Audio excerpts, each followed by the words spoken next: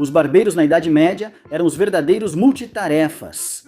Embora seja verdade que muitas cirurgias na Idade Média eram feitas pelos chamados barbeiros cirurgiões, esses precursores do velho com pentes e um pote de água azul faziam muito mais do que apenas cortar pessoas. Então, hoje vamos dar uma olhada nas práticas bizarras e sangrentas dos barbeiros medievais. Ok, prepare-se para um passada de navalha pela história. Talvez a melhor descrição dos barbeiros medievais venha de uma inscrição em uma xilogravura do século XVI do artista alemão Just de Man, apresentada em primeira pessoa por um homem que praticava o ofício. Sou chamado em todos os lugares. Posso fazer muitos ungüentos curativos. Posso curar feridas recentes, além de fraturas e males crônicos. Sífilis, catarata, gangrena, extraio dentes, faço a barba, lavo e corto o cabelo. Também faço sangrias. Embora possa parecer o pior perfil do Tinder já escrito, não está errado. Barbeiros medievais faziam tudo isso e eram vistos como especialistas, embora muitos de seus métodos fossem questionáveis. Por exemplo, certa vez, os barbeiros medievais costumavam derramar óleo fervente em ferimentos de bala para cauterizá-los, o que soa um pouco como dirigir um carro para dentro de um lago só porque a luz do motor acendeu. Então, um dia, um famoso barbeiro cirurgião francês chamado Ambroise Paré percebeu o quanto o óleo fervente era inútil no tratamento de feridas. Como ele fez essa descoberta? Bem, na Batalha de Turim, em 1536, Paré ficou sem óleo e foi forçado a improvisar. Em vez disso, ele preparou um unguento feito com algumas gemas de ovo, porque ele tinha à disposição óleo de rosas, possivelmente pelo cheiro, e terebintina, porque naquele ponto ele estava pegando qualquer coisa que encontrasse.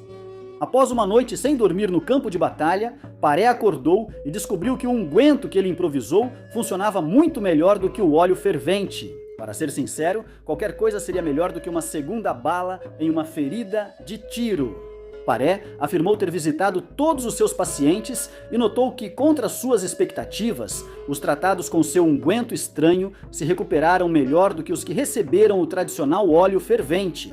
Ele escreveu que cada paciente que tratou com o unguento teve um bom descanso e que suas feridas não ficaram inflamadas nem inchadas. Já os tratados com o tradicional óleo fervente estavam febris, sentindo muita dor e com as áreas ao redor das feridas inchadas, como alguém banhado em óleo fervente. Depois de repetir o procedimento em vários outros, Paré concluiu que nem ele nem qualquer outra pessoa deveria jamais cauterizar feridas de tiro. Paré passou a defender que os profissionais de medicina deveriam tratar as feridas com delicadeza, uma inovação que, é claro, sobrevive até hoje. Acho que isso já não envolve terebintina nem gemas de ovo. Barbeiros que realizavam pequenas cirurgias na Idade Média às vezes ofereciam anestesia na forma de algo chamado esponja soporífera. Era como uma forma primitiva de clorofórmio, feita ao mergulhar uma esponja do mar em uma mistura que continha ingredientes como cicuta, mandrágora, hera, iociamina, suco de amora e ópio, entre outros. Não sou médico nem barbeiro medieval, mas parece que o ópio é o principal responsável. Também acho que a cicuta é venenosa, mas fazer o quê? É uma festa. A esponja deve secar totalmente ao sol nos dias mais quentes do verão até todo o líquido evaporar. Quando precisava fazer alguém desmaiar, o barbeiro reidratava a esponja na água e a colocava sob o nariz do paciente. Alguns historiadores sugeriram que o conteúdo da esponja era para ser ingerido, o que teria sido uma bebida de cair duro. Entendeu? Cair duro! Porque provavelmente te mataria. Ok, passa a esponja. Em vez de médicos formados em universidades, barbeiros humildes na Idade Média eram encarregados de remover pedras nos rins, e eles frequentemente faziam isso com uma plateia assistindo, o que dá um verdadeiro clima de matinê de dia de semana ao termo anfiteatro cirúrgico. Viajando entre cidades com uma mesa especial de litotomia, barbeiros habilidosos faziam o procedimento em poucos minutos e em público para divulgar seus serviços. Alguns barbeiros só faziam espetáculo para ganhar dinheiro fácil. Esses chamados tiradores de pedra, que imagem forte, eram multados pesadamente se o procedimento deles não saísse como planejado. Afinal, não dava para deixar qualquer um sem treinamento médico fazer cirurgia em público. A sangria e o uso de sanguessugas são o que muitos associam à medicina medieval arcaica. Essa associação faz sentido, pois o pessoal da Idade Média gostava de sangria. Você sabia que na Idade Média acreditavam que a sangria curava quase tudo? Por isso, barbeiros faziam mais sangrias do que qualquer outra coisa. Pelo que eles sabiam, não havia nada que a sangria não pudesse resolver. Era tipo um xarope milagroso, se esse xarope te perfurasse uma artéria principal. Um livro de medicina medieval chegou a afirmar: a sangria clareia a mente, fortalece a memória, limpa o intestino, seca o cérebro, aquece a medula, aguça a audição, controla as lágrimas, favorece a digestão, produz uma voz musical, afasta a insônia, elimina a ansiedade, alimenta o sangue, livra-o de substâncias venenosas e proporciona uma vida longa. Isso parece muito bom. Tô dentro. O livro também afirma que a sangria cura dores, febres e várias doenças e deixa a urina clara e limpa, que é como eu acho que todo mundo prefere a urina. Na verdade, a sangria não causa esses efeitos e pode até ser fatal, como sabem os fãs de história que viram o episódio sobre a morte e tentativa de ressuscitação de George Washington. Mas sua completa ineficácia como tratamento não impediu alguns médicos de recomendá-la para o tratamento de pneumonia até 1942. Isso mesmo! Alguns médicos ainda estavam prescrevendo a boa e velha sangria no ano em que Bambi foi lançado nos cinemas. Barbeiros medievais, que queriam mostrar suas habilidades em sangria, usavam tigelas de sangue humano nas vitrines de suas lojas. Apesar das tigelas de sangue atraírem novos clientes, como cães de rua e criaturas sobrenaturais, o povo de Londres não gostou muito disso. O sangue coagularia e apodreceria, levando a população a exigir uma lei que proibisse tais exibições. A lei, aprovada em 1307, dizia: nenhum barbeiro deve ser tão ousado ou corajoso a ponto de expor sangue em suas vitrines. Acho que isso é sarcasmo medieval. Os barbeiros ficaram um pouco irritados com a reação do público. Para eles, essas exibições eram uma maneira prática de reciclar o sangue indesejado. E se não pudessem usá-lo para fins promocionais, o que deveriam fazer com o sangue? Jogar fora? Na verdade, sim. Legisladores, preocupados com saúde pública e higiene, aconselharam barbeiros a jogar tigelas velhas de sangue no rio Tâmisa. O Tâmisa nunca foi realmente seguro para nadar. Então, como os barbeiros se promoviam após a grande proibição das tigelas de sangue de 1307, alguns historiadores dizem que foi nessa época que surgiu o costume de enrolar um pano ensanguentado em um poste fora da barbearia, um precursor macabro do tradicional poste de barbeiro. Por incrível que pareça, a urina humana já foi usada para limpeza, embora você não a encontre nas prateleiras do Target. Os romanos já conheciam esse uso. Na verdade, eles até reciclavam a própria urina para ajudar a deixar as togas mais limpas. E funcionava. De fato, a amônia faz maravilhas. Os barbeiros na Idade Média também sabiam disso e até usavam urina envelhecida, conhecida como iatonium, como shampoo para seus clientes. Isso é interessante. Se era permitido levar seu próprio xixi, ainda é tema de debate histórico. Talvez alguns se perguntem se lavar o cabelo com urina envelhecida ajuda a economizar no shampoo. Algumas pessoas modernas já testaram isso e, de modo geral, dizem que enxaguar o cabelo com urina realmente o deixa sedoso e brilhante, mas todo o processo faz sua cabeça ficar cheirando a xixi. Um documento de 1499, detalhando os assuntos da Guilda dos Barbeiros de Oxford, menciona albasters, um termo obscuro que inicialmente deixou os editores de Tommy Records of Medieval Oxford perplexos. Pesquisas posteriores mostraram que barbeiros medievais de classe baixa não tinham dinheiro para comprar sabão de barbear suficiente, usando às vezes espuma de cerveja para ensaboar os clientes. Eles usavam espuma de cerveja como creme de barbear para dar ao rosto o frescor de pano de bar. Por que Axe, Old Spice ou até mesmo a Anheuser-Busch ainda não ressuscitaram essa tendência é mais um dos mistérios da história. Agora pega essa Michelob e faz uma boa espuma. Vários barbeiros medievais também faziam velas. Tem algo mais medieval? Mas isso não tem relação com as sitcoms dos anos 90. Nesse sentido, Chandler era apenas outro nome para fabricante de velas. Por que os barbeiros faziam velas?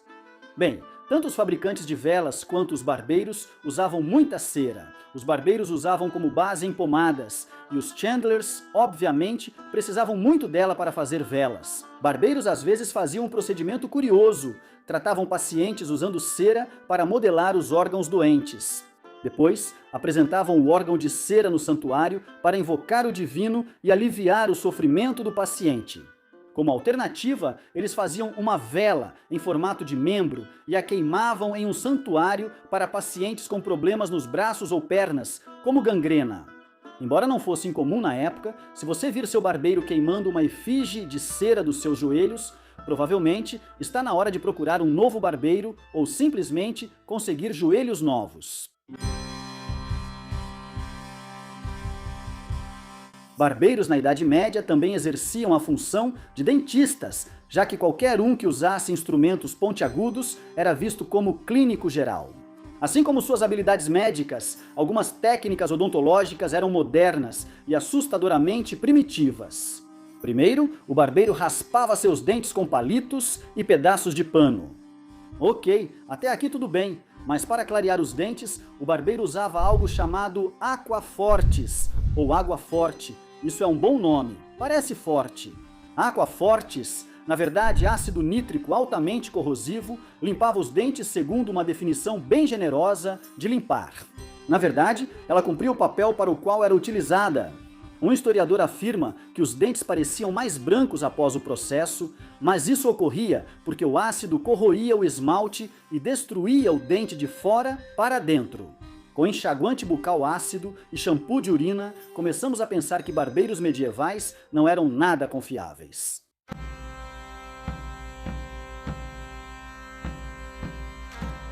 Durante boa parte da Idade Média, barbeiros não tinham o mesmo respeito que monges médicos formados nas universidades. Não entendo o motivo.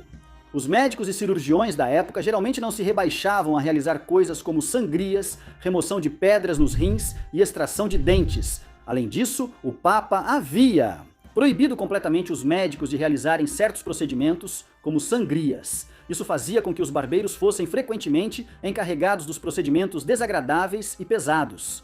Além disso, os barbeiros eram chamados para fazer o trabalho sangrento de dissecação, enquanto um médico ou anatomista os orientava passo a passo.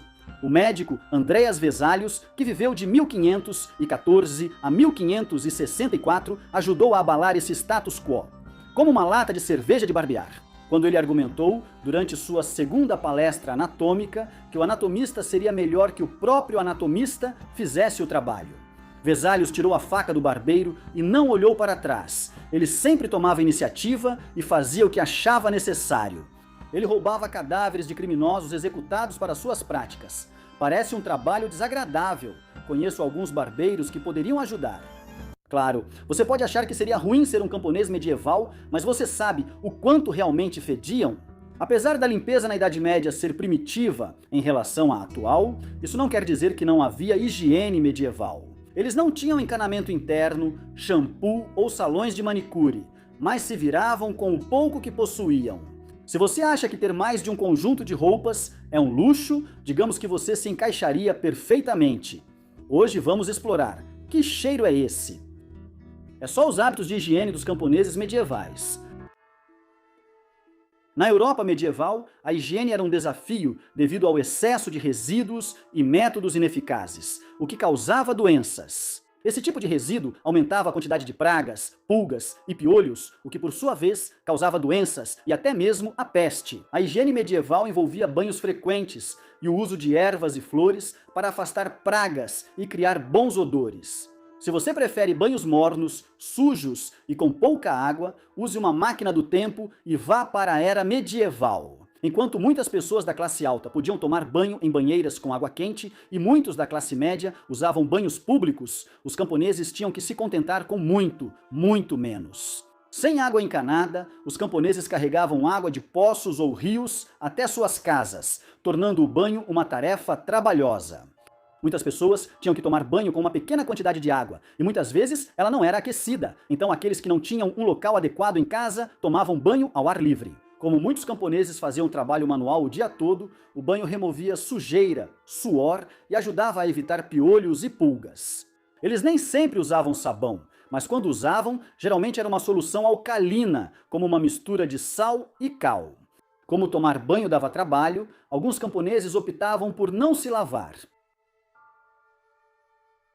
Os poucos sortudos que viviam em castelos usavam privadas simples, com um banco furado sobre uma fossa. Já os camponeses não tinham esse luxo. Um banco com buraco para cocô era símbolo de luxo. Já as classes baixas usavam latrinas externas, muitas vezes compartilhadas com a comunidade. Aqueles que não tinham acesso a latrinas usavam penicos, e se os penicos estavam fora do orçamento, usavam baldes para dejetos. As pessoas esvaziavam penicos e baldes de dejetos em fossas ou no rio. Camponeses medievais usavam palha, grama, musgo ou feno em vez de papel higiênico. E vamos reservar um breve e desconfortável momento para falar sobre essas fossas onde as pessoas jogavam prontamente seus dejetos corporais. Além dos dejetos, as pessoas jogavam lixo nas fossas, agravando o mau cheiro.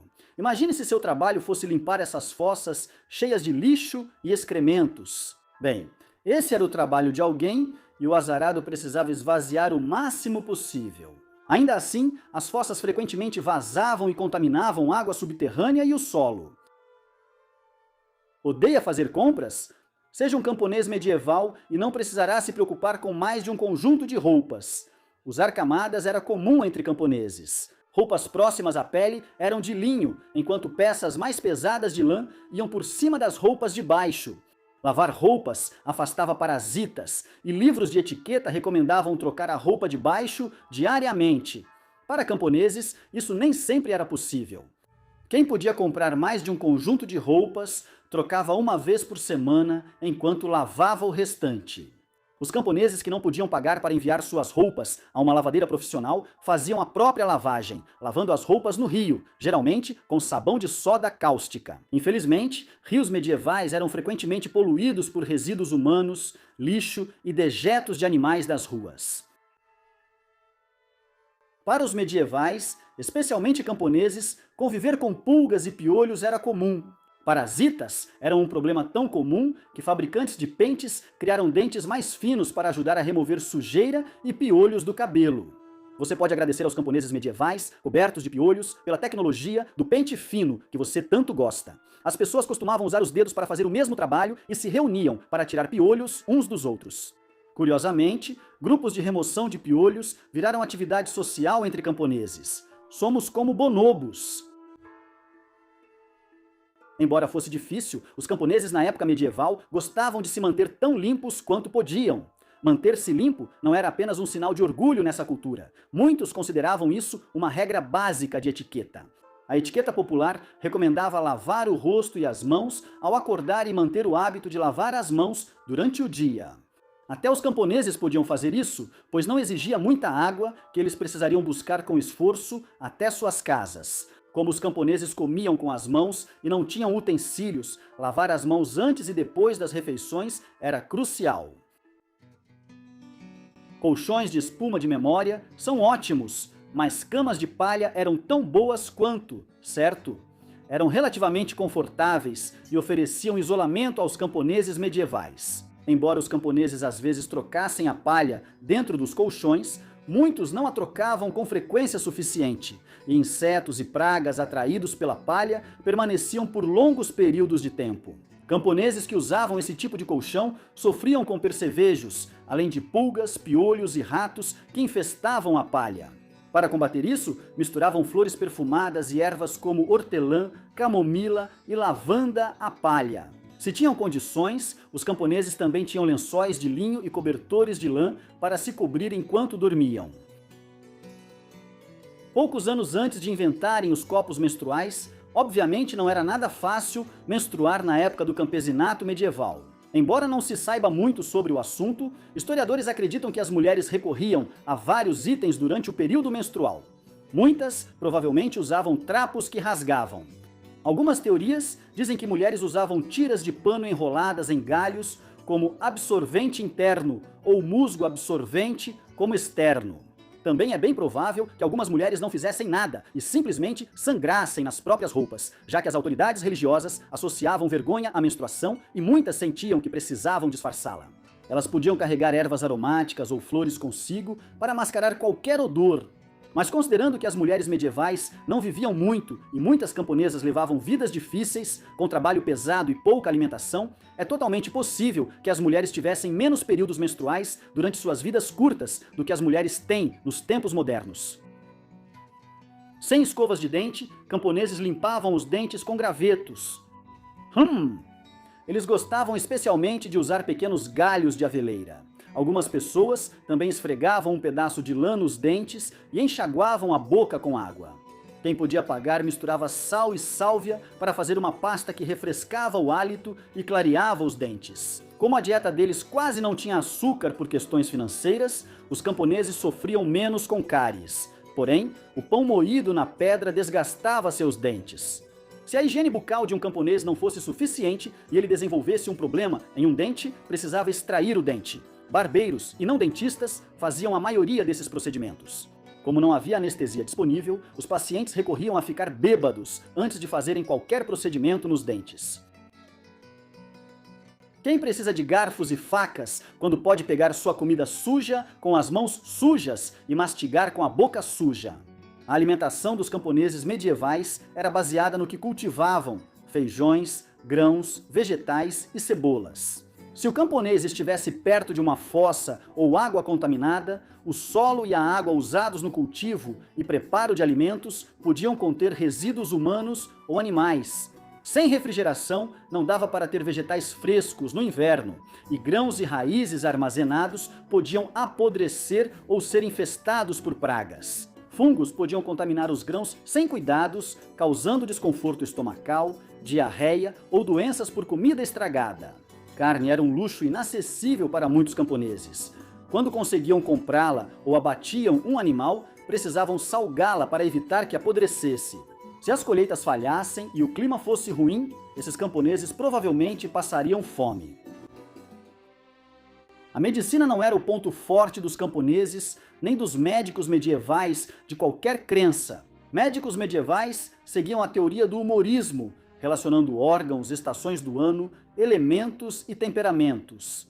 Isso fez acreditarem que a doença surgia do desequilíbrio corporal e que parasitas nasciam dentro do corpo, provocando esse desequilíbrio. Médicos acreditavam que restringir alimentos, como frutas, ajudaria a evitar a produção de piolhos pelo corpo.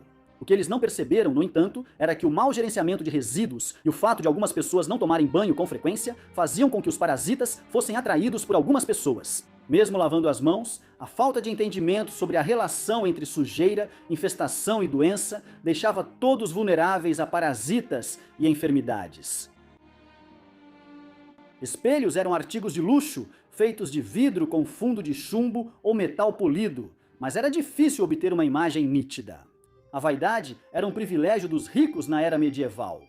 Como os espelhos eram pequenos, muitos homens iam ao barbeiro para fazer a barba toda semana. Muitos camponeses não podiam pagar alguém para fazer a barba e alguns nem tinham espelhos, então muitos decidiram simplesmente não se barbear, fazendo com que a maioria das vilas medievais fossem verdadeiras cidades de barbudos. As bactérias estavam por toda parte para os camponeses medievais. Na verdade, conviver com parasitas era algo tão comum na Idade Média que as pessoas tentavam diferentes remédios à base de ervas para se livrar deles. Alguns usavam itens comuns que os camponeses podiam encontrar em casa, como passar cola em uma fatia de pão e colocar uma vela no meio para atrair as pulgas que infestavam as camas das pessoas. Outros remédios eram ineficazes, como lavar o cabelo com água salgada ou cheirar lavanda para eliminar lêndias. Se a torrada com cola falhasse, as pessoas recorriam à fumaça e vapor para eliminar vermes dentários e ácaros. Queimavam sementes de camomila, inalavam a fumaça ou expunham membros infectados ao vapor da água fervente. Para tratar os chamados vermes de ouvido, parasitas inexistentes em cuja existência muita gente acreditava, médicos colocavam remédios amargos nos ouvidos e ervas amargas em outras partes do corpo para eliminar supostos parasitas. As ervas provocavam diarreia horrível, tornando tudo um desastre. Se o paciente vomitasse ou tivesse evacuação dolorosa, os médicos achavam que a pessoa estava amaldiçoada. No mundo medieval, encontros com monarcas não eram reservados apenas à nobreza. Pode parecer surpreendente, mas até plebeus às vezes encontravam seus senhores. Hoje, vamos dar uma olhada em como realmente era quando plebeus medievais encontravam seus reis e rainhas. Ok, estou um pouco nervoso. Esses sapatos estão bons? E meu cabelo? O vídeo vai começar. Você deve achar que escrevemos o cartão errado e que o mendigo deveria lavar os pés dos reis, certo? Mas não é isso. Reis e rainhas, cuja autoridade vinha da religião, costumavam realizar rituais religiosos, como lavar os pés dos mendigos. O ritual era exatamente o que parece. Um rei ou uma rainha literalmente lavava os pés de um mendigo. Esse ritual foi adaptado da história bíblica de Jesus, lavando os pés de seus seguidores. Monarcas europeus, desde Eduardo II da Inglaterra até Maria de Luna de Aragão, normalmente realizavam o ritual por volta da Páscoa. Nesses casos, os plebeus eram figurantes em encenações reais de piedade e devoção religiosa. Não há registro se existia ou não algum tipo de prestígio por ter o rei lavando seus pés, mas gostaríamos de imaginar que sim. Reis medievais frequentemente alegavam autoridade divina e gostavam de exibir seus poderes dados por Deus curando os doentes. Um ritual real, chamado de toque para curar o mal do rei, era realizado aproximadamente do século XI ao século XVII. Pessoas com escrófula, doença linfática, faziam fila diante do monarca para buscar cura. A escrófula era chamada de mal do rei, pois acreditava-se que o rei podia curá-la. O rei ou rainha colocava as mãos sobre a pessoa e entregava uma moeda feita para isso. Teoricamente, a pessoa então seria curada. Ou poderia jogar Super Pac-Man. O rei Eduardo, o confessor da Inglaterra, costuma ser creditado por iniciar esse ritual no século XI. Eduardo atendeu uma mulher que sofria de escrófula, mergulhando as mãos em um recipiente com água e usando os dedos para borrifar o rosto da mulher, assim como as áreas infectadas pelo contágio. Ele repetia isso enquanto fazia o sinal da cruz, o que amolecia as partes doentes e soltava as crostas. Então, vermes saíam de várias aberturas, junto com, e aqui estamos citando, uma secreção muito mais sanguinolenta. O rei retirava a matéria com a mão até eliminar toda a praga nociva e pagava pelo cuidado dela até a recuperação total. Se é que isso vale alguma coisa, a testemunha afirmou que o processo funcionou, dizendo: Deus removeu toda a feiura dela e a fez com doce formosura.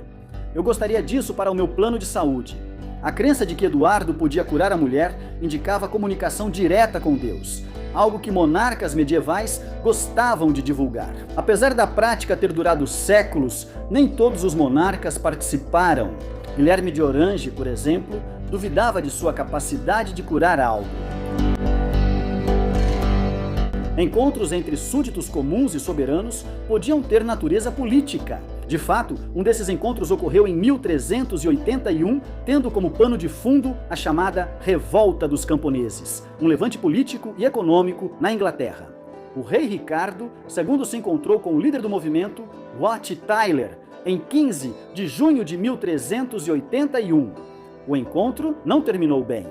O Lorde Prefeito de Londres atacou Tyler, que então revidou contra seu agressor. Tyler foi capturado e executado naquele mesmo dia. Se não te surpreende que só um plebeu morreu nesse encontro, também não nos surpreende. Relacionamentos entre membros da realeza e plebeus parecem coisa de romance, mas às vezes realmente aconteciam. Reis e rainhas não só tiveram amantes sem título, mas às vezes até se casaram com plebeus. Veja o rei Eduardo IV da Inglaterra, por exemplo, que teve vários relacionamentos românticos com plebeias. Jane Shore, sua amante, era muito rica para os padrões do fim da Idade Média, mas, sem título, era tecnicamente apenas uma plebeia abastada. A esposa de Eduardo, Elizabeth Woodville, também era oficialmente uma plebeia. A entrada real em cidades e vilarejos era o evento mais público de um monarca medieval, com autoridades civis e comerciantes frequentemente desempenhando papéis centrais nessas procissões. De acordo com o cronista medieval Jean Froissart, quando Isabela da Baviera, que era a esposa real do rei Carlos VI, entrou em Paris em 1389, nada menos que 1.200 cidadãos de Paris participaram do espetáculo. Plebeus ricos de alta posição podiam conseguir uma audiência ou, pelo menos, uma apresentação ao monarca durante essas visitas reais. Essas entradas reais eram espetáculos grandiosos. Cidades e vilarejos eram enfeitados com ornamentos cerimoniais e podiam até mesmo apresentar performances de rua. Os plebeus tinham acesso gratuito a bebidas alcoólicas, tornando esses eventos populares. Na verdade, durante a procissão de Isabela, Froissart lembrou que uma fonte perto de Saint-Denis foi reutilizada para marcar a ocasião. Em vez de água, ela jorrava grandes correntes de clarete, um excelente pimente, para todos que quisessem beber. Os franceses sabem como festejar. O rei Luís IX da França, que reinou de 1226 a 1270, levava suas responsabilidades muito a sério. Ele não só dava audiências diárias aos plebeus, mas também ia até eles e os encontrava em um ambiente igualitário. Na verdade, Luís costumava realizar um tribunal para os plebeus sob um carvalho em Vincennes. Essa atitude permitia que ele interagisse diretamente com seus súditos, independentemente da posição social na França medieval. É como o equivalente medieval de um presidente moderno dos Estados Unidos fazendo uma daquelas reuniões públicas com a população. Foi uma atitude interessante para um rei francês. Cerimônias e rituais reais às vezes contavam com plebeus apenas como figurantes para a realeza exibir seu poder. Por exemplo, em algumas ocasiões importantes, como casamentos, coroações ou cerimônias religiosas, reis e rainhas demonstravam sua piedade distribuindo esmolas aos pobres. Embora muitos monarcas tivessem agentes para fazer isso por eles, alguns participavam pessoalmente. O rei Ladislau I da Hungria, por exemplo, distribuía esmolas pessoalmente em frente a uma basílica no século XI. Ser governante medieval envolvia conceder audiências aos súditos, principalmente para ouvir suas reclamações. Um governante que teve que participar dessas audiências foi o rei Carlos V da França, que governou de 1364 a 1380. A cronista medieval Cristina de Pizan registrou os dias regrados de Carlos, incluindo seus encontros diários com plebeus para ouvir suas petições e queixas. Segundo Cristina de Pizan, Carlos encontrava-se com plebeus após os serviços religiosos. Ao sair da capela, todo tipo de pessoa, rica ou pobre, damas ou donzelas, viúvas ou outras que tivessem problemas, podiam apresentar suas petições a ele. E ele, muito gentilmente, parava para ouvir suas súplicas. Carlos costumava responder com caridade a pedidos razoáveis ou comoventes, enquanto casos duvidosos eram enviados a um mestre de pedidos para análise. Na Idade Média, as monarquias europeias tornaram-se mais ligadas à religião.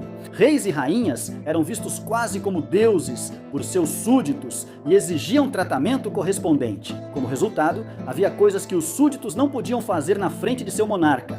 Veja o caso do já mencionado Wat Tyler. Lembra dele? O plebeu que liderou a revolta dos camponeses na Inglaterra não mostrou etiqueta ao encontrar o rei Ricardo II. De acordo com o cronista Jean Froissart, Tyler pediu uma jarra de água para enxaguar a boca, e quando ela foi trazida, enxaguou a boca de uma maneira muito rude e repugnante na frente do rei. O líder camponês também sacou seu punhal na presença do rei. O comportamento aparentemente grosseiro de Tyler diante de seu rei, que era considerado divinamente escolhido, foi suficiente para provocar o Lorde Prefeito a atacá-lo. E bem, você já sabe como as coisas terminaram depois disso. Reis e rainhas geralmente mantêm laços com comunidades religiosas por meio do patronato. Isso significava que abadias e mosteiros recebiam riquezas, presentes e certos privilégios da casa real. Mas, surpresa, surpresa, a riqueza e o prestígio que vinham com o patronato real não eram de graça. Os reis e rainhas esperavam que abadias e mosteiros os hospedassem quando viajavam pelo reino, uma expectativa que podia impor encargos financeiros e logísticos às comunidades religiosas. Reis e rainhas medievais eram tecnicamente responsáveis por fazer cumprir a lei do reino, mas dependiam cada vez mais de agentes itinerantes para distribuir a justiça. Em outras palavras, representantes da coroa viajavam pelo reino e supervisionavam julgamentos em nome do monarca. Membros da realeza supervisionavam pessoalmente alguns julgamentos, geralmente os de alto perfil com aristocratas e oficiais, mas nem sempre era assim. Luís IX da França, por exemplo, atuou como juiz em julgamentos acessíveis a qualquer pessoa.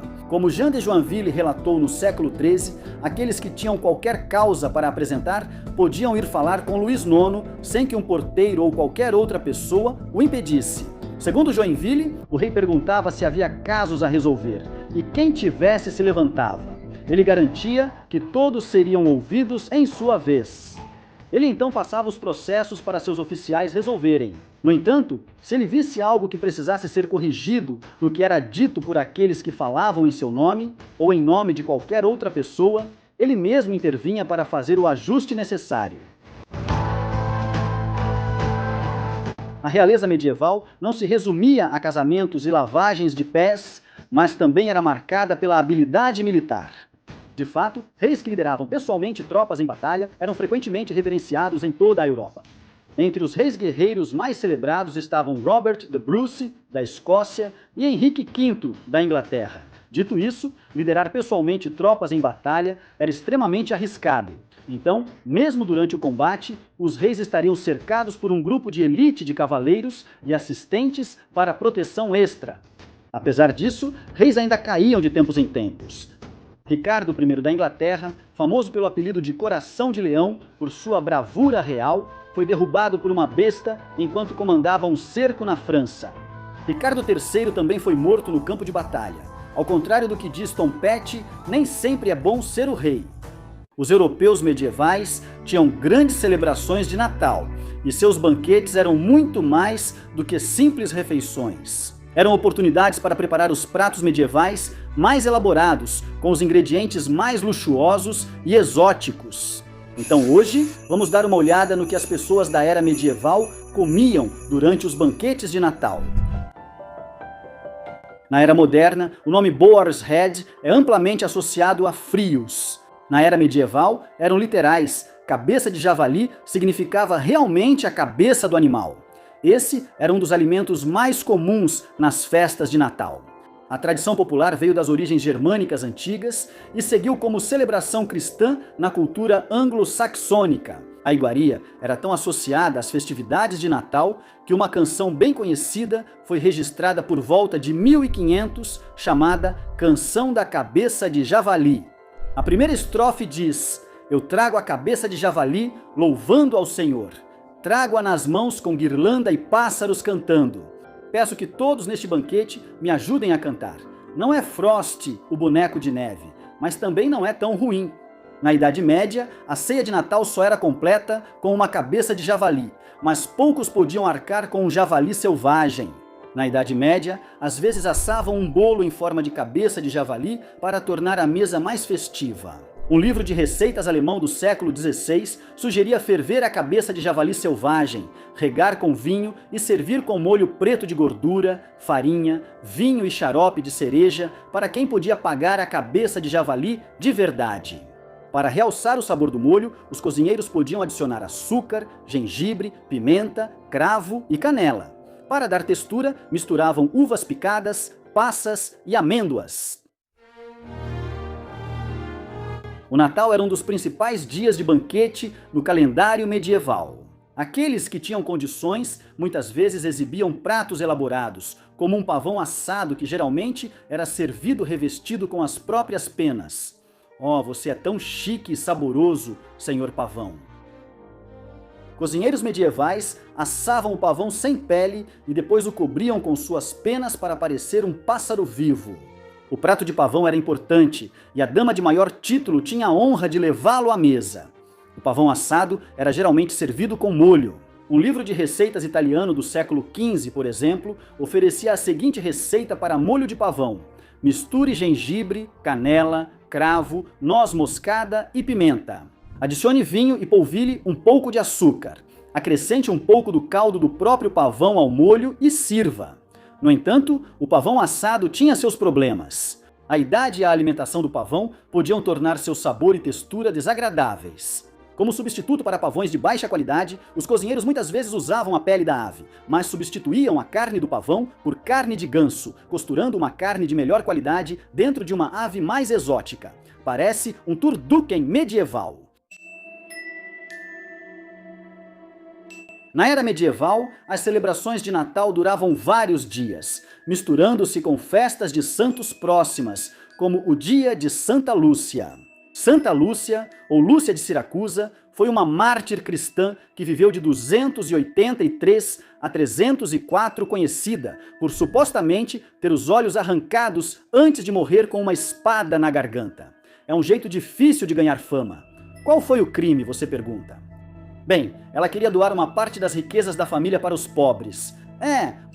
Humbug para você!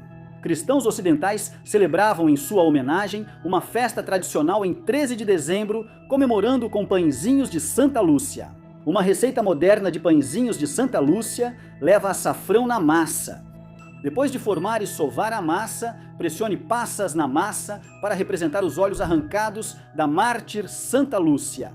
Nada diz coma-me como um pão de olhos arrancados. Úmido. O rei Ricardo da Inglaterra, conhecido como Ricardo Coração de Leão, serviu tortas de carne moída aos seus convidados de Natal. Na época, eram chamadas de tortas de Natal, que, sinceramente, parece um nome mais vendável do que torta de carne moída. A relação das tortas de carne moída com o Natal vem das cruzadas, quando cruzados trouxeram especiarias orientais como gengibre, cravo e noz moscada, supostamente usadas para simbolizar os presentes dos magos. Cozinheiros temperavam carnes do abate de inverno com especiarias, juntavam frutas e mais temperos e assavam a mistura em massa em forma de manjedoura. A torta tinha um pequeno Jesus de massa simbolizando seu nascimento.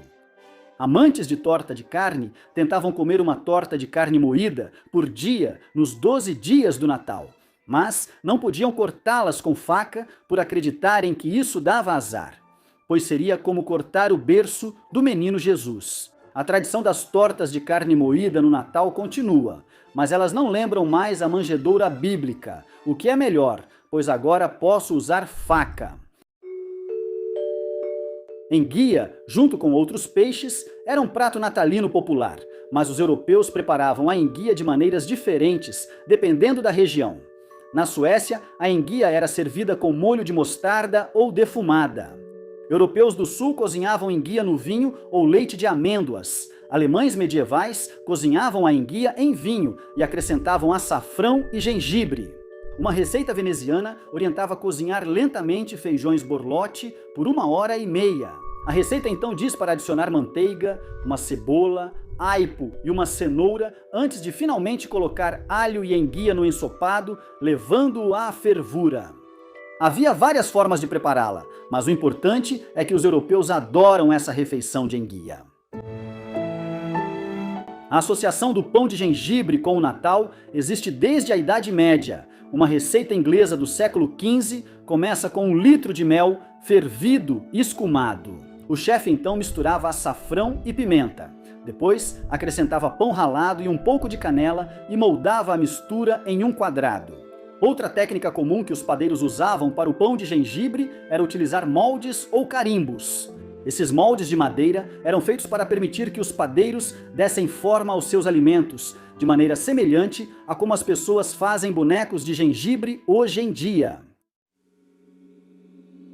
Famílias medievais costumavam servir cozido no Natal, termo usado para qualquer comida feita na panela, geralmente um ensopado. Assim, o cozido podia ter vários tipos de carnes, vegetais ou frutas. Por exemplo, uma receita de cozido de Natal começava fervendo uma perna de boi e depois adicionando vinho tinto, cerveja e especiarias como cravo e noz moscada para dar ao cozido seu sabor natalino. Depois o cozinheiro colocava maçãs cozidas, groselhas, passas e ameixas secas. Após algum tempo, a carne de boi era retirada e podia ser comida separadamente do cozido. Outro tipo de cozido, chamado porrei, era um dos favoritos. Feito de alho poró cozido, o porrei provavelmente se assemelhava muito ao que hoje chamamos de sopa de alho poró. O pudim de figo, citado na tradicional canção Nós Desejamos a Você um Feliz Natal, era um mingau medieval engrossado. Ao contrário dos pudins de figo atuais, o medieval era mais parecido com um ensopado do que com um prato sólido. Uma receita de um livro de culinária inglês do século XIV orientava cozinheiros a branquear e moer amêndoas. Após adicionar vinho e água, o cozinheiro devia pôr figos cortados em 4, passas, gengibre e mel, fervendo até engrossar. Em vez de gemada, os europeus medievais bebiam possete no Natal. A bebida alcoólica espessa levava ovo, creme de leite e cerveja ou vinho, sendo engrossada com pão, aveia ou pasta de amêndoas. Uma receita do século XVII indicava ferver quase 1 litro de creme de leite com especiarias inteiras. Enquanto fervia, batiam-se 16 ovos e misturavam com vinho branco quente. Misture ovos e vinho ao creme de leite e deixe em fogo baixo por pelo menos 30 minutos. O creme vai talhar até ficar com consistência de queijo. O syllabub, parente líquido do possete, também pode ter lugar na mesa de Natal. Ameixas açucaradas eram um dos acompanhamentos sazonais favoritos dos cozinheiros do século XVI e comuns em pratos de especiarias medievais. De acordo com John Gerard, um herbalista e autor do século XVI, ameixas frescas continham pouco valor nutricional. No entanto, secar as ameixas as transformava em um prato mais saudável. Além disso, conservar as ameixas fazia com que durassem mais tempo. Um método do século XVI para fazer ameixas açucaradas envolvia cozinhá-las em açúcar clarificado e deixá-las nesse açúcar por 3 dias. Após retirar a fruta, ferva o xarope com mais açúcar. Volte a fruta e cozinhe em fogo baixo. Seque as ameixas em uma grade, virando-as dia sim, dia não. Depois de secas, as ameixas açucaradas podiam durar o ano inteiro e durante a época de Natal, visões delas podem dançar nas cabeças das crianças enquanto elas estão aconchegadas em suas camas. Muitas receitas de Natal pedem cerveja, porque afinal é Natal. Mas além de cozinhar com cerveja, um banquete natalino pode ter canecas de cerveja ali. É a época de ser feliz. Na Idade Média, a cerveja era comum, mas não produzida em massa, pois não se conservava bem. Assim, a maioria das famílias fazia a própria cerveja. Diferente da cerveja de hoje, a cerveja medieval não continha lúpulo. Ela geralmente era aguada e feita de grãos, água e fermento, mas era adorada por europeus de todas as classes. Uma receita medieval de cerveja pede mais de 4 libras de malte, 1,5 libras de aveia em flocos e 13 quartos de galão de água. Após ferver a água, esmague o malte e misture com a aveia. Acrescente a água fervente aos poucos à mistura e deixe descansar. Esse processo leva várias horas. Depois de retirar o mosto, misture 2 pacotes de fermento para a cerveja. A fermentação da cerveja leva vários dias. O Natal era o dia de servir carnes especiais. Mesmo famílias pobres podiam abater um ganso para a ceia ou, com sorte, receber um de Ebenezer Scrooge depois de receber a visita de 3 fantasmas. Ok, não era na era medieval, mas é uma boa referência. Seguindo em frente, uma receita de ganso recheado data pelo menos do século XIV. A receita exigia que o cozinheiro recheasse o ganso com sálvia, salsa, marmelos, peras, alho e uvas, e depois o assasse. Depois de assado, os cozinheiros preparavam e serviam o ganso recheado com um molho feito de gordura, vinho e especiarias doces. Vinhos temperados eram conhecidos por vários nomes: hipócras, pimente e vinho quente. Um dos vinhos mais comuns na Europa medieval era o clarete, mas não era o Bordeaux de alta qualidade que associamos ao termo hoje. Vinhos temperados costumavam encerrar os banquetes medievais, inclusive os de Natal. A maioria era frequentemente muito simples de fazer, consistindo em vinho, algum tipo de adoçante, que geralmente era mel, e como o nome sugere, especiarias. O jantar e o torneio do Medieval Times são um rito de passagem para muitos americanos. Comer frango sem garfo pode ser charmoso, mas não reflete a realidade histórica da Idade Média. Uma dieta medieval autêntica podia ser saudável para o coração, incluindo itens que hoje estão na moda e nos são familiares. Vamos conhecer a dieta média na Idade Média. Apesar de parecer recente, na Idade Média também se consumiam produtos lácteos alternativos. Como em casas hippies do Topanga Canyon, o leite de amêndoas era comum nas despensas da Europa medieval. Ele era frequentemente usado em períodos de jejum, quando a igreja exigia que as pessoas se abstivessem de consumir produtos de origem animal. Além disso, ele durava mais que o leite de vaca ou cabra, podia ser batido até virar manteiga e usado em vários pratos. O leite de amêndoas era tão comum que a maioria dos livros de receitas medievais trazia receitas com ele como ingrediente principal. Embora os cavaleiros medievais não passassem de carruagem em drive-thrus tarde da noite para comer, bêbados, um combo médio de Big Mac com uma coca, existia uma variação de comida rápida na Idade Média. Arqueólogos talvez não encontrem arcos dourados antigos, mas havia locais que vendiam tortas de carne, bolos, panquecas e wafers prontos para consumo. Espera, isso parece mais com a Waffle House. Pesquisadores da Penn State dizem que esses McDonald's medievais eram vistos como o Mickey D's, de qualidade inferior, mas saborosos, além de considerados sujos e desonestos. Pesquisadores descobriram que estabelecimentos de fast food antigos usavam o termo carne de forma vaga, às vezes incluindo coelho estragado em tortas, sem rotulá-las como de coelho rançoso. Assim como Greg no escritório, os camponeses medievais adoravam pão.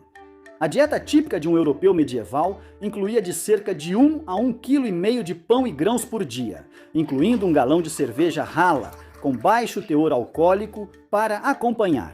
Os camponeses usavam trigo, aveia e cevada de forma criativa, preparando mingau ou assando pão. Eles raramente combinavam carboidratos com carne vermelha, preferindo ervilhas, lentilhas ou peixe para obter proteína. As calorias disso, naturalmente, se acumulavam, com 1,130 kg de pão de centeio, chegando a 3.000 calorias, ou o equivalente a 5,5 Big Macs, o que é muito para a maioria das pessoas de uma só vez.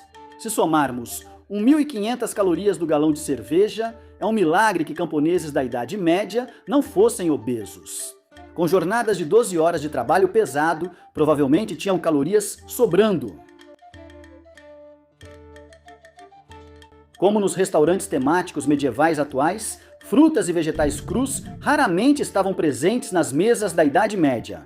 Pesquisadores do Conselho da Biblioteca Britânica descobriram que frutas e vegetais eram quase sempre cozidos na Idade Média, pois se acreditava que crus traziam doenças, algo que ainda acontece hoje, como mostram os recalls de alface romana e espinafre. No livro de Carvin, do ano de 1500, os leitores eram alertados a não consumir saladas e frutas cruas. Cuidado com saladas verdes e frutas cruas, pois elas vão deixar seu senhor doente. Ervas frescas aromáticas não eram agrupadas com as folhosas doentes e eram usadas em remédios e culinária. Salada na mesa de jantar não era estranha aos cidadãos de classe baixa na Idade Média, já que a salad era vista apenas como comida suficiente vinda do chão sujo. Cenouras, nabos e outros vegetais de raiz eram vistos como comida de camponês. A salada de um plebeu incluía vegetais como alface, cebola e cenoura, misturados com óleo, nozes ou azeitonas, semelhante à salada de acompanhamento de restaurantes italianos. Os ricos raramente comiam vegetais, termo pouco usado para produtos agrícolas, mas às vezes aceitavam cebola, alho ou alho poró à mesa e, infelizmente para a bebida, também no hálito. A imagem clássica de um banquete medieval com um porco assado inteiro no centro era realmente comum entre pessoas com boas condições financeiras. A carne de porco era tida como uma das mais nobres e gordurosas na Europa medieval, e o leitão era um prato principal bastante cobiçado. Um leitão é exatamente o que parece, um porquinho muito jovem que provavelmente ainda mamava na mãe antes de virar jantar. Assim como o vitelo hoje, preparado de modo similar ao suíno jovem, a carne era tida como iguaria. Historiadores concordam que o leitão era um verdadeiro símbolo de status quando se tratava de ostentar fartura de carne. O útero de porca também era considerado uma iguaria em receitas medievais. Leitão suculento.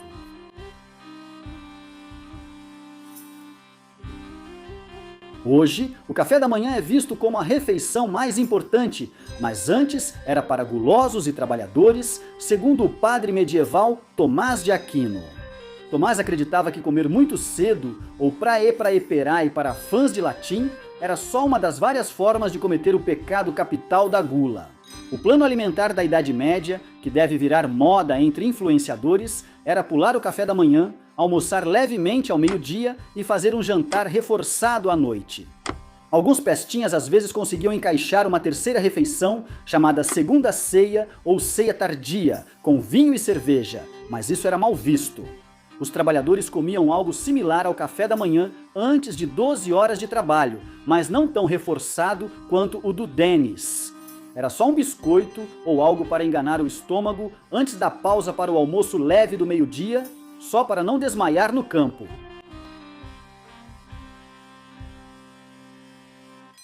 Carne era um artigo de luxo nessa época, o que dificultava o acesso para os plebeus da época, mas mesmo os ricos não eram tão exigentes assim.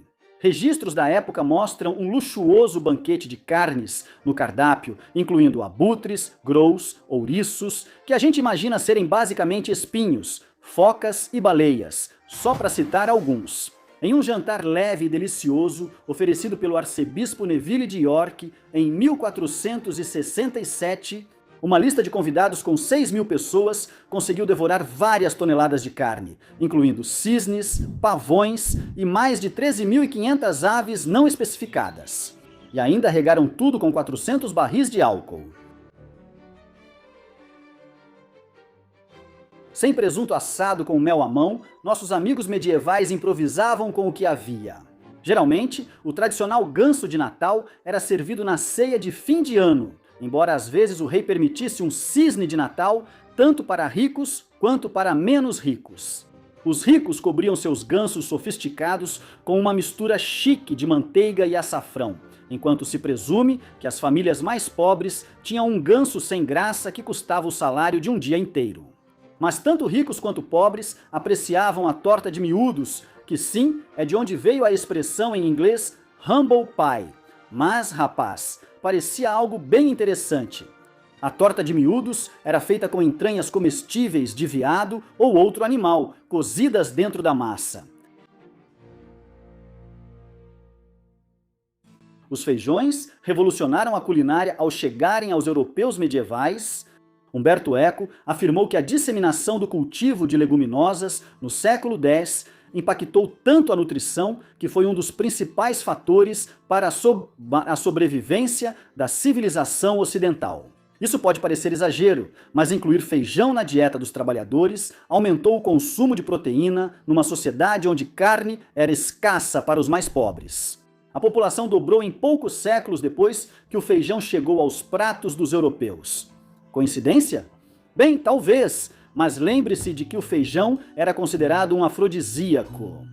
Sim, você conhece o ditado? Feijão, feijão, o fruto mágico. Quanto mais come, mais vontade de ter filhos sente.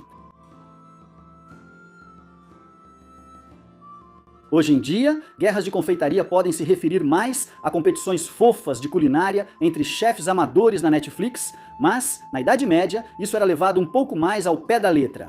A panificação era um negócio sério, com padeiros formando guildas poderosas que agiam como sindicato e máfia. Os padeiros que entravam pagavam uma taxa, tornando-se membros exclusivos de um clube de padeiros de uma determinada região. Essas taxas funcionavam basicamente como um seguro e podiam valer a pena no futuro se algo acontecesse com o seu negócio ou com a sua família. Bela padaria. Seria uma pena se algo acontecesse com ela. Não, espera, está segurada pela guilda, então ficará tudo bem. As guildas protegiam as receitas familiares dos mestres padeiros, garantindo que ninguém abrisse padarias com receitas roubadas de membros. Elas levavam isso muito a sério.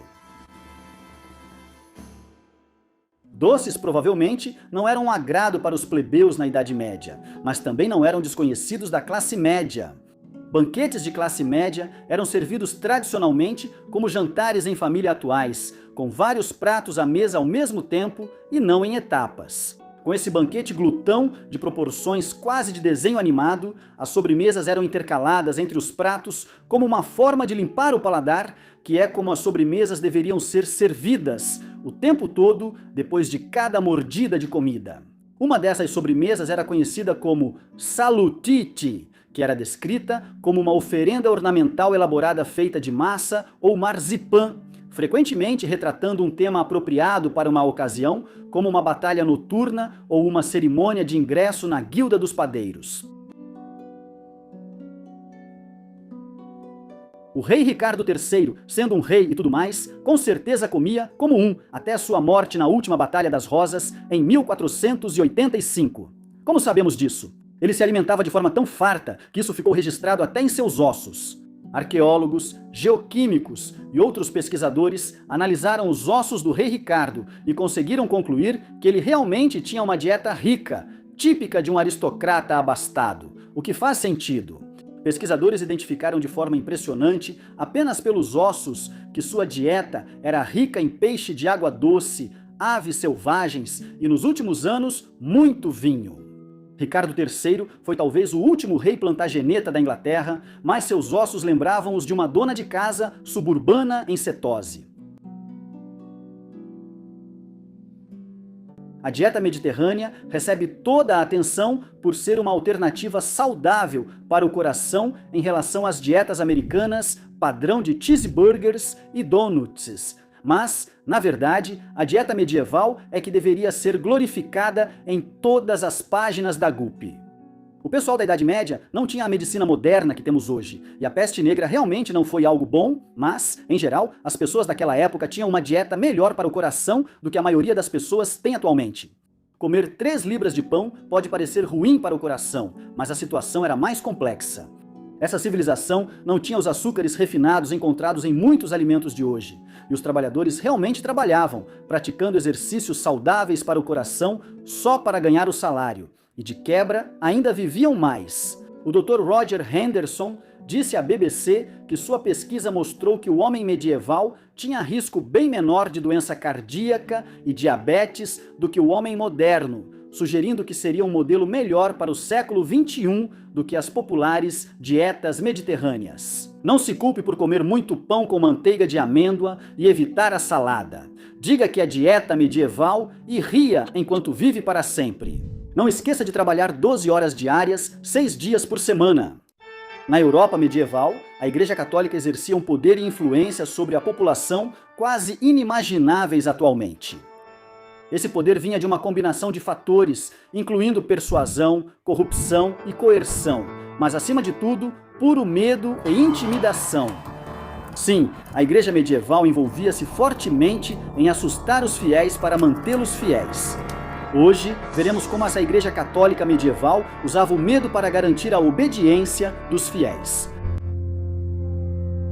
Atualmente, ao ouvirem Boca do Inferno, muitos lembram da série Buffy, a caça-vampiros, se pensarem em algo. De fato, visitantes modernos de igrejas e catedrais medievais provavelmente considerariam as imagens esculpidas assustadoras sobre a entrada apenas como arte ou ornamentação. Mas, para o povo da era medieval, que era supersticioso e sem instrução, a imagem da Boca do Inferno era nada menos que aterrorizante. A Boca do Inferno era tipicamente representada como uma besta feroz, devorando pecadores durante o juízo final. Era a primeira coisa que os paroquianos viam ao entrar no santuário, e a mensagem era cristalina: obedeça à igreja ou isso acontecerá com você. Uau, eles eram muito, muito sutis.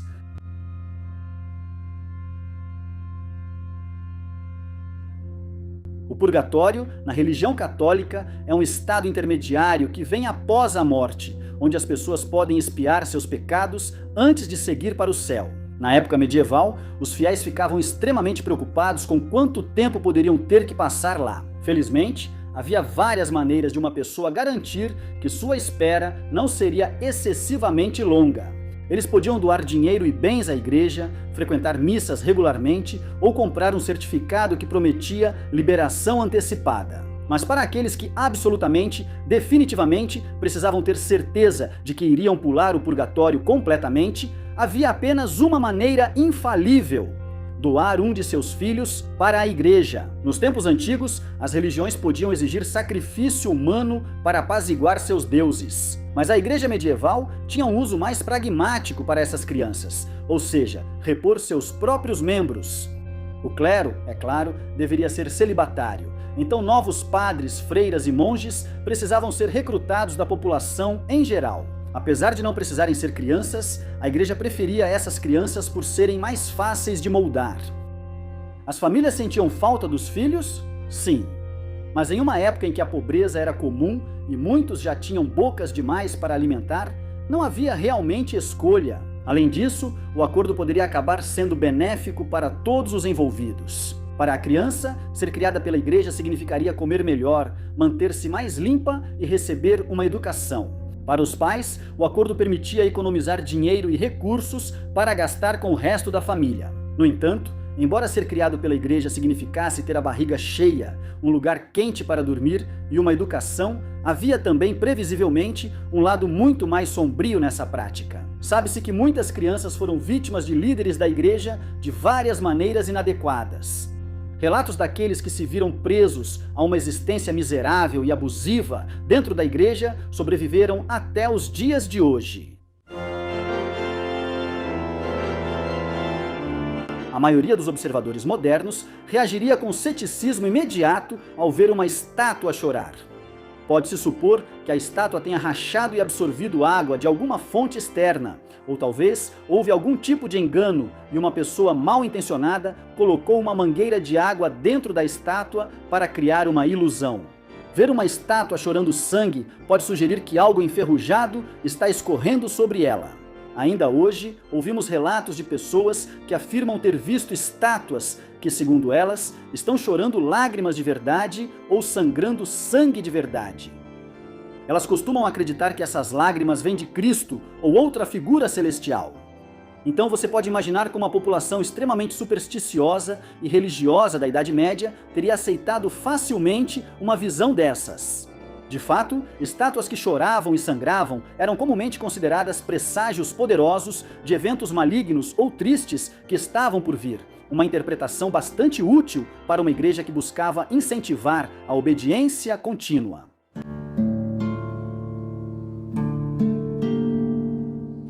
Embora você provavelmente ache que não há como pagar para obter perdão por ter cometido pecados terríveis, você estaria completamente enganado. Na era medieval, assim como hoje, a igreja gostava bastante de dinheiro e os fiéis podiam realmente comprar o perdão com dinheiro.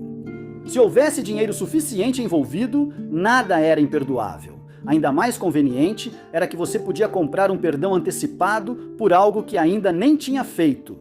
Planejava roubar ou matar alguém? Sem problema. Era só comprar um perdão antecipado e se divertir. Era um ótimo esquema para quem podia pagar, enriquecendo a igreja. Era como um passe livre da prisão para a vida após a morte. Outra grande fonte de renda da igreja era vender bilhetes para sair do purgatório, que podiam ser comprados não só para si, mas também para entes queridos falecidos. Preocupado que seus pais ou avós tenham sido impedidos de entrar no céu e estejam presos no purgatório? Sem problema, compre o cartão de perdão. Pelo preço certo, a igreja literalmente emitia um certificado físico que provava que seu ente querido estava a caminho do céu. O cartão de perdão, não morra sem ele.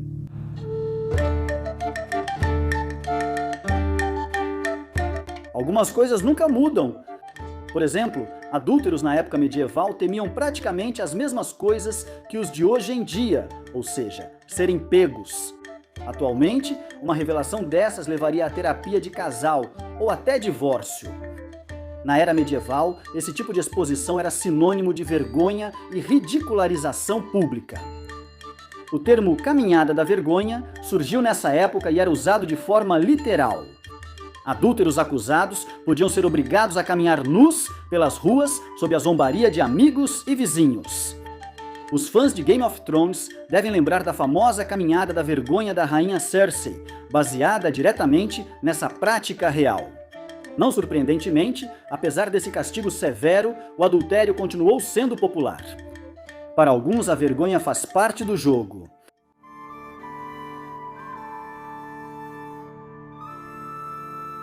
As esculturas da Boca do Inferno, mencionadas anteriormente, que ficavam penduradas sobre as portas das igrejas, eram uma forma eficaz de criar o clima, mas eram apenas o começo. Uma vez dentro da igreja, o paroquiano era recebido por imagens do fim do mundo, do juízo final e das chamadas pinturas do juízo, que mostravam os fiéis se alegrando com Deus no céu, enquanto os pecadores ferviam em um lago de fogo. Mas isso não é tudo. As igrejas muitas vezes tinham muitos retábulos, estátuas de santos sofrendo e várias imagens de pecadores sendo punidos no inferno. A igreja contratava grandes artistas da época para criar essas obras, que geralmente tinham imaginação vívida e aterrorizante. Para a igreja medieval, a necessidade de manter o controle sobre seu poder e influência só era rivalizada pelo desejo de ganhar dinheiro. Oficiais da igreja, em todos os níveis, focavam na venda de certificados para sair do purgatório. Eles também gostavam de espalhar a ideia de que trabalhar para a igreja garantiria sua posição social na terra e reservaria um lugar para você no céu. Essa fixação pelo lucro ia tão longe que os paroquianos eram frequentemente advertidos de que toda e qualquer renda extra que recebessem deveria ser entregue diretamente à igreja. Dependendo do status social da pessoa, as contribuições podiam vir de várias formas. Se você fosse pobre, poderia doar animais ou qualquer moeda que pudesse poupar. Famílias de classe alta e média, e sim, já existia uma classe média em ascensão nesse momento, também sofriam grande pressão para doar. Exemplos de doações para manter-se nas boas graças da igreja incluem castiçais de prata, toalhas de linho para o altar ou até um banco de igreja. Os extremamente ricos podiam até doar algo tão caro quanto um retábulo ornamentado ou uma janela de vitral que poderia retratar figuras sagradas junto com membros da família do doador.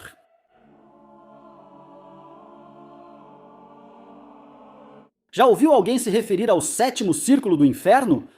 Provavelmente já ouviu, embora talvez não tenha percebido, que frases como essa são uma alusão à primeira parte da Divina Comédia de Dante Alighieri, ou seja, o inferno. Este épico do século XIV, em 3 partes, descreve de forma marcante a jornada pelo inferno, purgatório e paraíso. A Divina Comédia, uma das maiores obras da literatura ocidental, inspirou o artista das Bocas do Inferno e a iconografia da igreja, que mostra pecadores em situações infernais. Ironicamente, o poema serviu como desculpa para o autor desabafar contra inimigos, mas também era algo com que muitos, inclusive a igreja, podiam se identificar. Para a igreja, o inferno de Dante era um recurso valioso para assustar fiéis e garantir obediência. Embora, é claro, assim como o restante da sua agenda, isso tinha muito mais a ver com manter as pessoas no hábito de entregar seu dinheiro, propriedades e filhos à igreja do que realmente salvar a alma de alguém.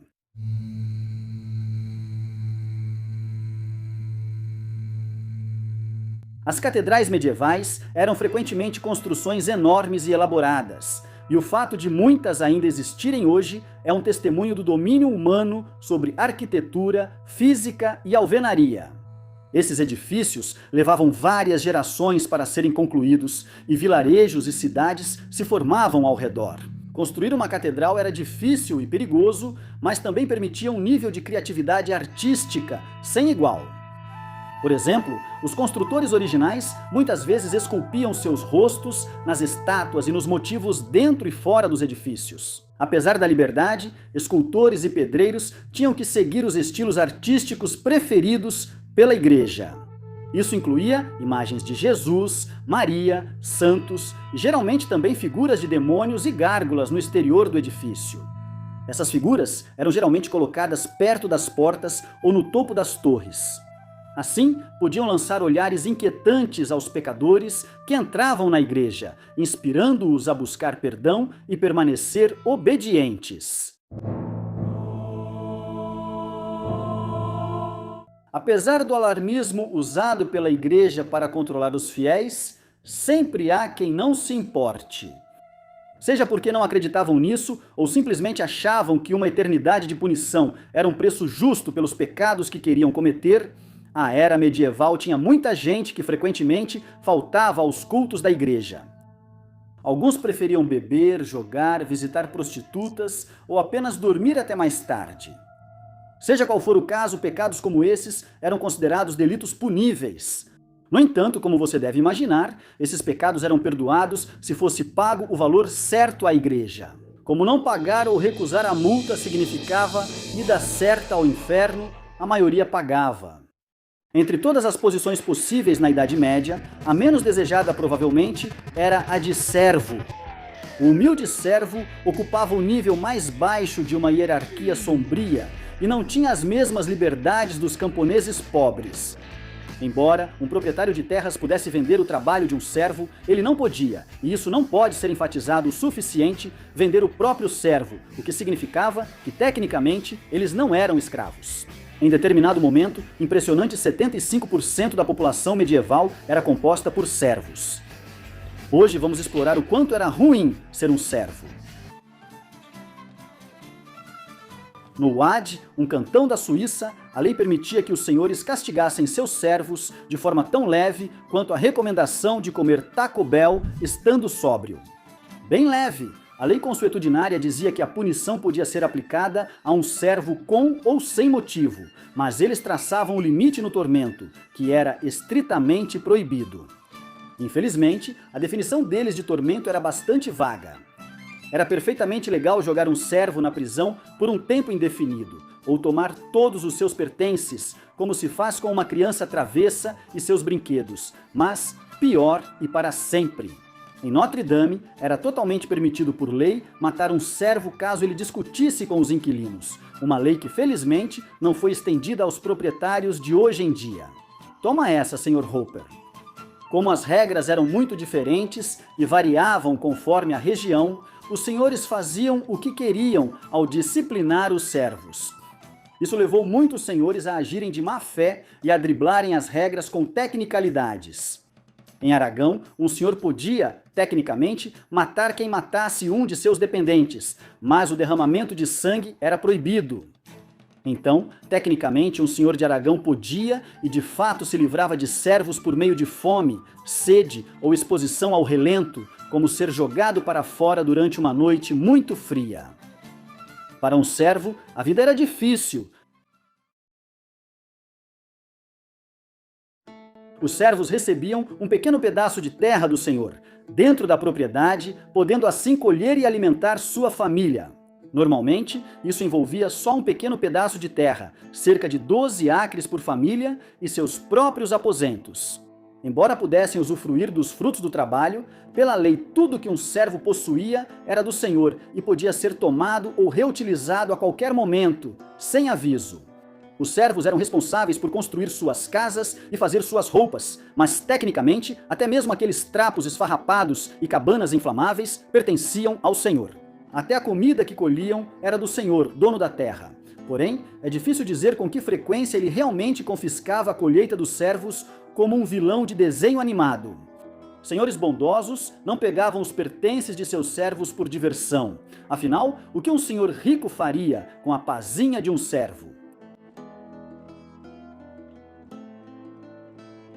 Uma das principais diferenças entre servo e camponês era poder deixar a terra. Os servos estavam presos ao feudo que serviam, enquanto um camponês era livre para vagar e ser pobre em qualquer rua que escolhesse. Você não podia prender camponeses, considere-os servos que querem viajar. Os camponeses eram pobres e dependiam da comunidade rica para sobreviver, enquanto os servos eram obrigados por lei a pagar impostos, aluguel e outros tributos aos senhores. Não existia uma regra fixa sobre as obrigações financeiras dos servos, pois variavam conforme a região. Na maioria dos países europeus, o servo era considerado parte da propriedade e acompanhava a terra. Servos não eram considerados escravos, pois não podiam ser comprados, apenas seu trabalho podia ser vendido, dependendo da região. Na Rússia, um servo podia ser totalmente vendido, semelhante a um escravo. Alguns países viam os servos como pobres coitados, cujo único propósito era cuidar de solares e castelos até morrer, enquanto outros enxergavam uma chance de aumentar seus exércitos. Na Idade Média, as forças russas dependiam de servos e camponeses, elevando o exército a mais de 1 milhão de soldados no século XIX. Camponeses do Estado e servos privados eram forçados à servidão, portanto, não era um chamado patriótico voluntário para os servos na Rússia. A Rússia não diferenciava muito entre servo e camponês. Um servo libertado seria lançado na sociedade sem terra ou dinheiro, como um formado em teatro e com perspectivas de empregos similares. Os servos podiam optar por se tornar camponeses do Estado por vontade própria, já que era melhor ter algum apoio com um grau mensurável de liberdade, ou como quando aquele formado em teatro volta a morar com os pais depois da faculdade. Quem não tem escolha não pode reclamar. É tradição um homem pedir permissão ao pai da mulher para casar, mas, para um servo, era preciso autorização do senhor antes de colocar o anel na noiva. Pode parecer estranho ter que pedir permissão ao chefe antes de propor casamento, mas lembre-se, um servo mau era considerado humano, basicamente como um peão permanente de nível básico. O abade da Alta Suábia, região hoje na Baviera, Alemanha, emitiu decretos para oprimir os Freisinser, termo usado para descrever inquilinos livres, mas pagadores de impostos, assim como todos os servos. O abade concentrou seu ódio aos servos, criando regras sobre quem podia se casar e impondo punições para casamentos com pessoas de classe inferior. Claro, os servos não podiam casar acima de sua posição, mas em programas de TV, um 5 casa com um 10 e ninguém comenta. História estranha, como Kevin James se casou com todas aquelas gatas na TV, estreando em 2050. Se um camponês em desespero aceitasse um servo sem dinheiro, metade de seus bens seria confiscada e o resto taxado ao extremo com impostos de sucessão. Isso mantinha camponeses e servos pobres e humildes, rebaixando muitos a uma classe inferior, com pouca esperança de comprar sua liberdade. Parece uma boa desculpa para não se casar.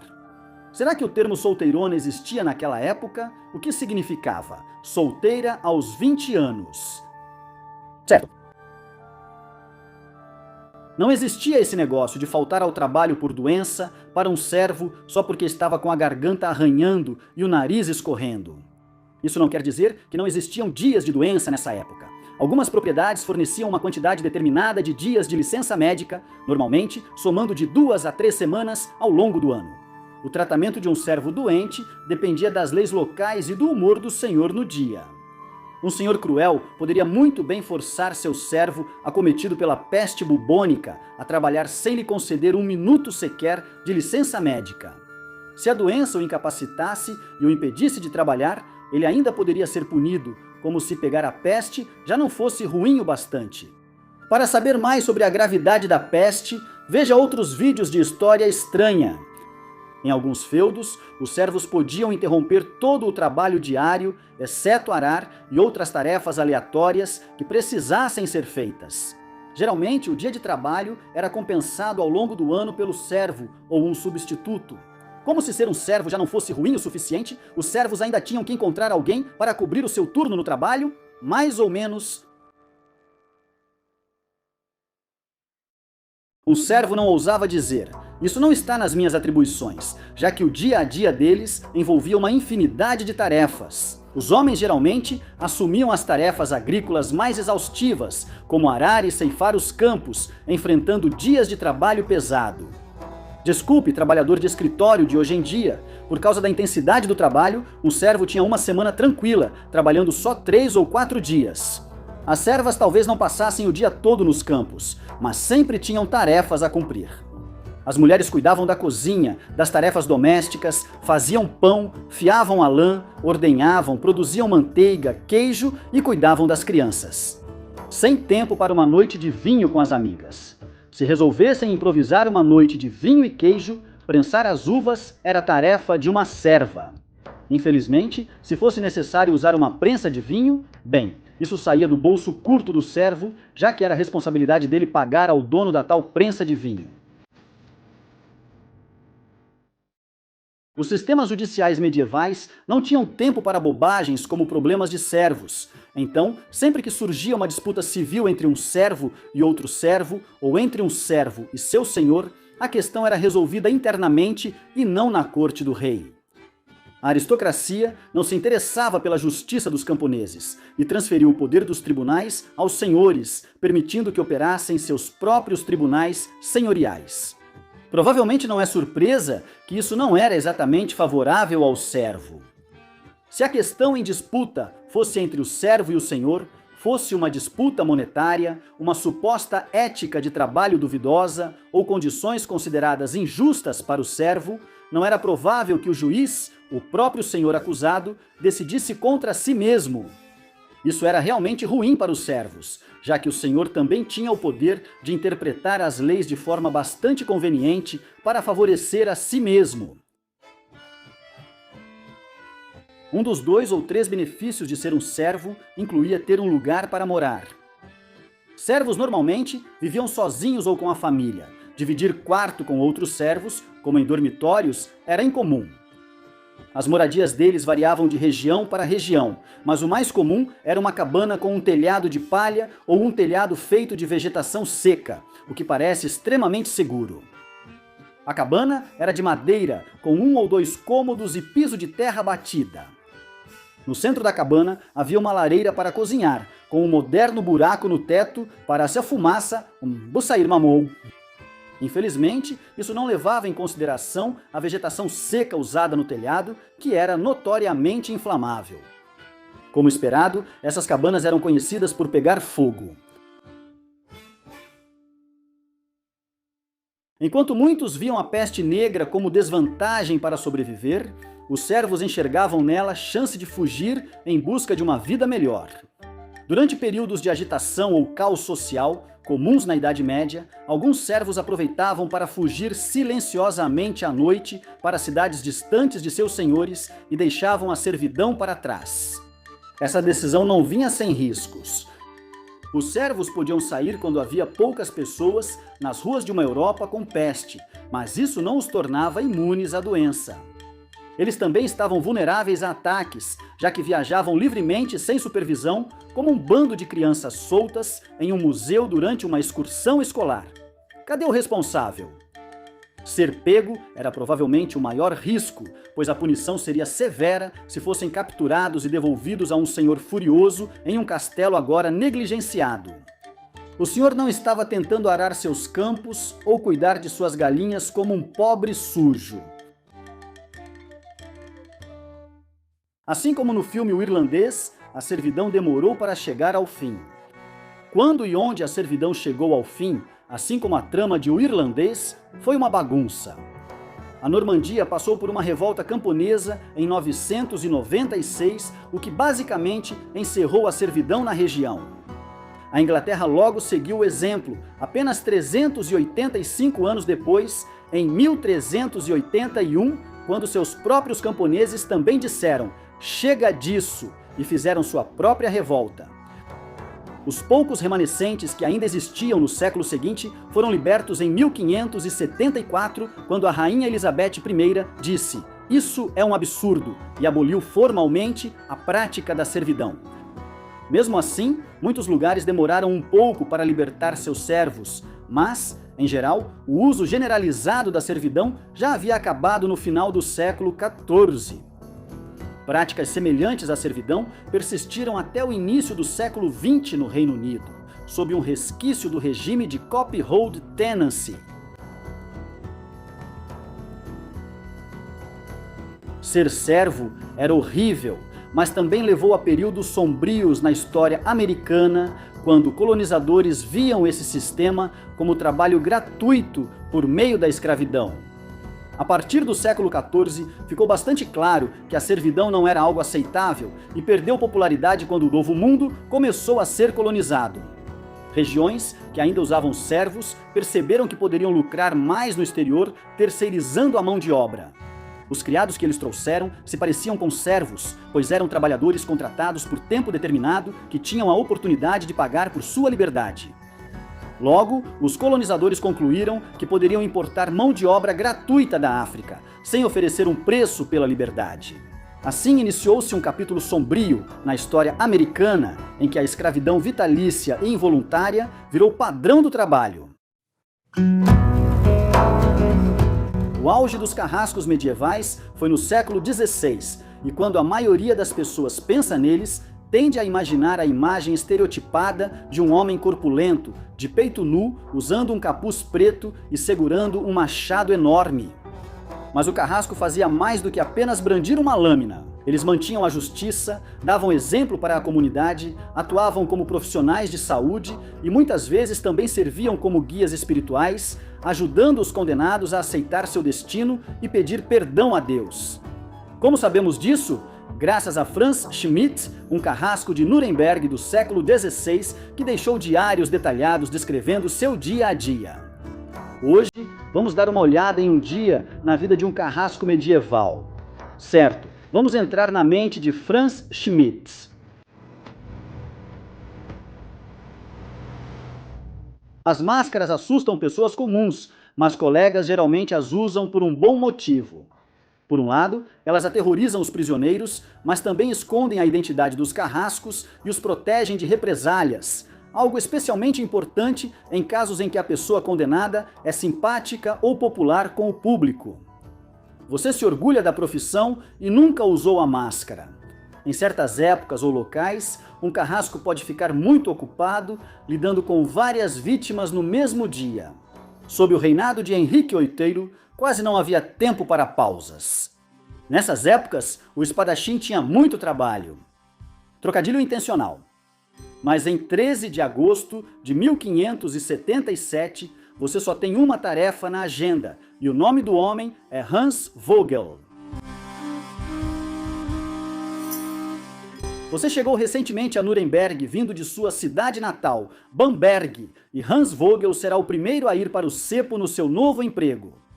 Vogel foi condenado por homicídio. Agora espera-se que você lhe dê a punição merecida. Você herdou essa profissão do seu pai. Seu pai passou a profissão para você lá em Bamberg, embora ele não tenha exatamente escolhido seguir essa carreira. Originalmente, ele era lenhador, mas em um dia fatídico, o magistrado da Baviera, Albrecht II, famoso por seu temperamento cruel, quis que 3 homens fossem enforcados.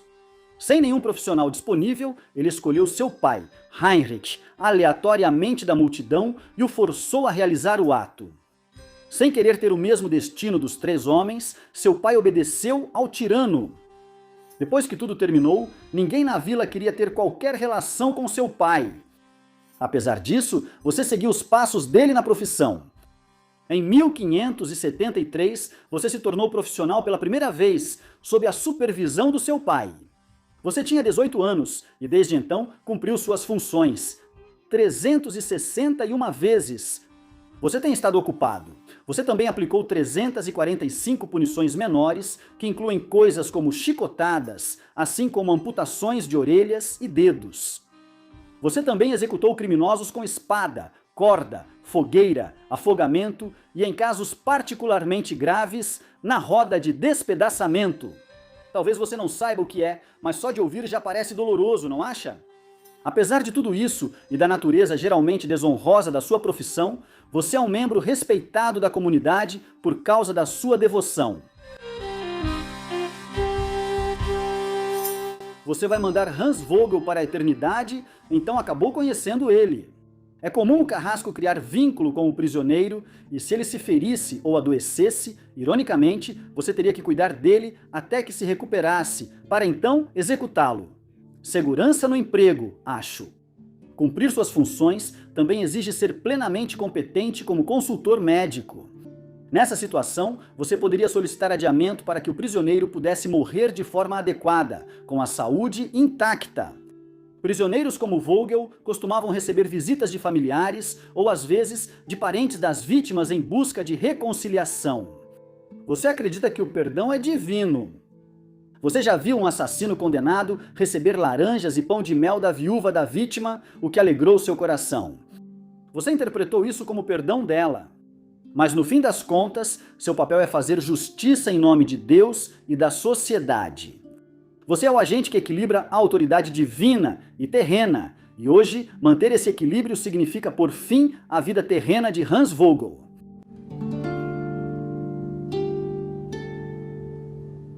Embora familiares ou amigos possam visitar ocasionalmente, os presos são mais propensos a receber visitas de membros do clero. Os capelães visitam os presos, buscam sensibilizá-los e incentivam a confessar pecados e pedir perdão a Deus. Eles leem em voz alta a Bíblia, oram, pregam e apelam para os medos, tristezas e esperanças dos presos. Os presos costumam recorrer ao clero para ver livros de orações ilustrados sobre a vida após a morte, já que a maioria nunca teve contato com muita arte. Algumas pequenas cidades têm igrejas com pinturas simples nas paredes, mas muitas não possuem. Alguns chegaram a ver ilustrações do céu e do inferno, mas eram caras demais para as classes baixas, mesmo após a invenção da imprensa. Os capelães que visitam Vogel trazem bíblias, xilogravuras e imagens de pecadores, santos e da morte. Eles usam imagens para ilustrar sermões e dar vida à iconografia religiosa. Você costuma observar capelães conduzindo prisioneiros na oração do Pai Nosso, lendo o catecismo luterano e oferecendo conforto aos condenados. Eles cantam hinos de consolação e às vezes até o carcereiro se junta ao canto.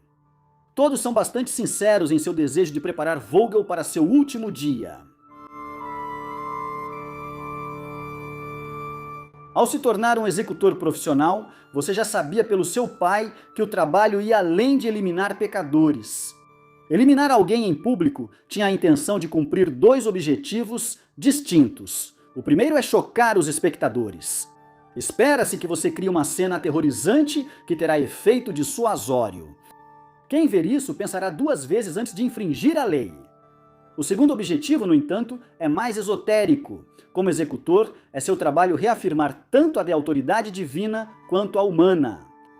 Você mantém o equilíbrio, encenando o ato desde a condenação, passando pelo cortejo até a execução, até o final. É como uma peça de teatro e você é o diretor. Na verdade, as pessoas que você conhece estão todas familiarizadas com experiências teatrais chamadas peças de moralidade. Essas produções, que terminam com uma lição moral, são dramas alegóricos em que os personagens personificam qualidades morais como caridade ou vício e abstrações como morte ou juventude. Assim, o fim de um pecador também revela como suas escolhas resultam em uma lição moral. Um pobre pecador reconhece seus erros. Ele reconhece e expia seus crimes e concorda em servir de exemplo para uma comunidade em troca de um fim rápido e indolor e a promessa de salvação.